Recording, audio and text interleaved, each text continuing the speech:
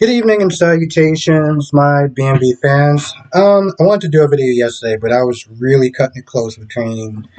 Doing a review and getting ready to start the live stream. I was like, you know what? I might as well just sit there and share my thoughts during the live stream. So whenever I don't do a review on BNB, I watched it, and if you want to sit there and know what's going on, you want to know my thoughts, sit there and talk to me, come to the live stream.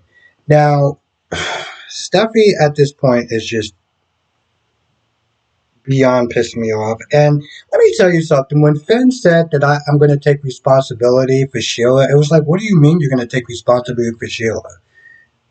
Your psycho mom has nothing to do with you. Okay, you hugged her, right? You hugged her. Oh my God, I'm clutching my pearls. He hugged his mom, his bio mom. And you felt the need to sit there and push him away, not answer his phone calls, not answer his texts. This guy is practically groveling on his goddamn knees, which I swear to God, I feel like I I know this at one point, and I feel like it's still kind of true to some extent. Do not take offense, and if you do, I don't really know what to tell you. This is supposed to be a quote unquote woman's fantasy, but I mean, fantasies have to kind of align somewhere in reality, and I can't. I mean, this whole having this man grovel to sit there and try to get her back and bring her lunch and everything, it's absolutely ridiculous. And I get the idea that it's you get more flies to honey than you do with whatever, but like this is just ridiculous. This is just ridiculous. This groveling thing, and I mean whatever. I guess it's working because they're hugging and they're kissing and they're doing their stupid ass goofy romance stuff, but it just, and I feel like this is why a lot. I feel like this is people who have watched the show for a long time can kind of overlook this because it's supposed to be this cute romancy scene, but the things that bother me is still the things that whatever scene's supposed to do, it clearly didn't work on me. Um, Ridge that they're banging on Deacon's door like he's the feds. I mean, literally banging on his door. And then when he answers the door, he just walks on in. His privileged ass just walks on in his house and it's like, where's Sheila at? Like he's the man in answers. I don't believe you. Da da da da da da da da. And of course, Deacon's like, oh well, Sheila's, Bill's plan didn't work. I was like, no, no, no, no, no. We're not blaming the character. We're gonna blame what's called poor piss writing. That's what we're gonna sit there and blame. Poor piss writing. That's the only way that I could sit there and justify her getting off.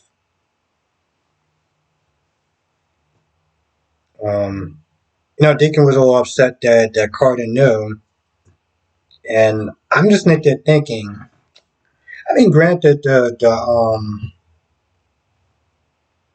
Taylor secret actually lasted for years, so I guess it's safe to sit there and say that maybe his secret would have lasted for a while. I'm also just like, bro, maybe you should sit there and take the power back from them and just tell Hope and Brooke and let the chips fall where they may. They may be angry at you for a while. You may have to sit there and try to work to sit there and get that trust back. But, I mean, it's a lot better than having that privileged prick just walking in his house acting like he owned the place. Now, I feel bad for Eric. I do, because drawing is he's been doing this for a very long time. And it's not just a way to sit there and make money. It's also a way to sit there and express himself. And not being able to do that, I can understand that.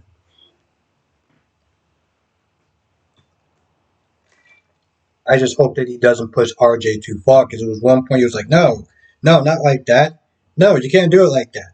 Let me see this pencil. You know, because I mean, let's be honest. It's not like he really wanted to be in the family business. He just wants to sit there and do something for Eric because I mean, the dude is practically Santa Claus. I mean, he asks you to do something. you're gonna do it, okay? I don't know. Maybe it's just, oh, the old man or whatever. Um, he just comes across as very caring and kind and stuff. So it's like, yes, I'm gonna sit there and do this, and that's why he's doing it. Well, it's nice little saying, and like I said, if you've been doing something for a while, it in a lot of ways it kind of becomes a part of your identity.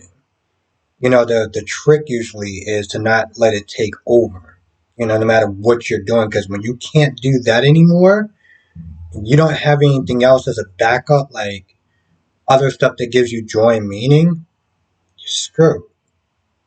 You know, Days of Our Lives, you had Melinda, and she was like, "Without my job, I have nothing." And I'm like, "Well, that's on you."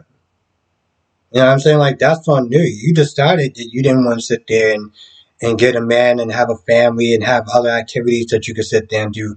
That's on you.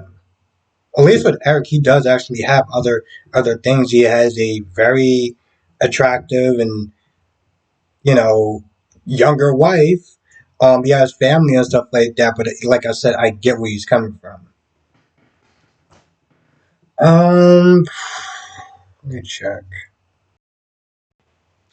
Yeah, I'm not gonna lie. I feel like that's pretty much about it. I can't really think of anything else. So, with that being said, I'm gonna go.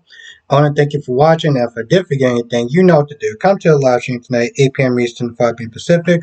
We'll sit there and talk about all the soaps, YNR, B&B, Days, and GH. And yeah, I'll see you in the next video, and hopefully live stream.